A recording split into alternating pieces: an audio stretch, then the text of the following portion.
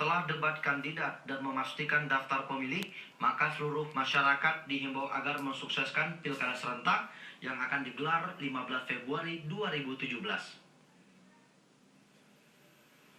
Waktu pilkada yang sudah ditentukan pemerintah itulah yang ditunggu masyarakat Aceh Besar agar jelas ada kepala daerah pilihan yang definitif sehingga bisa melanjutkan pembangunan. Menurut Ketua DPRK Aceh Besar Sulaiman SE, di Aceh Besar ada 2 pasangan calon bupati, wakil bupati untuk periode 2017-2022 yang akan dipilih langsung oleh rakyat pada pilkada 2017. 2 pasangan calon itu bagus dan layak untuk memimpin Aceh Besar ke depan. Tapi karena hanya 1 pasangan yang dibutuhkan untuk menjadi pemimpin, maka rakyat Aceh Besarlah yang menentukan siapa yang terbaik dari kedua pasangan tersebut.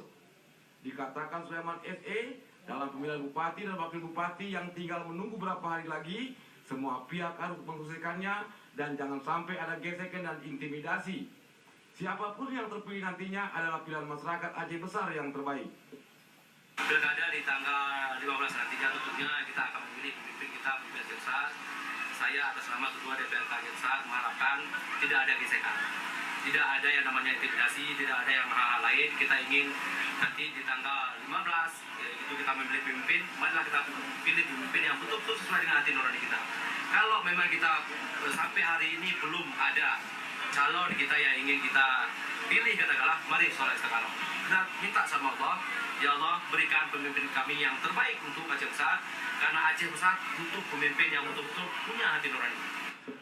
Sulaiman SE meminta Palmasli maupun KIP Aceh Besar harus mengawasi pada hari H nantinya sehingga pilkada yang dilaksanakan untuk memilih bupati dan wakil bupati Aceh Besar dapat terlaksana dengan baik tanpa ada hal-hal yang tidak diinginkan. Tim Liputan TVRI melaporkan.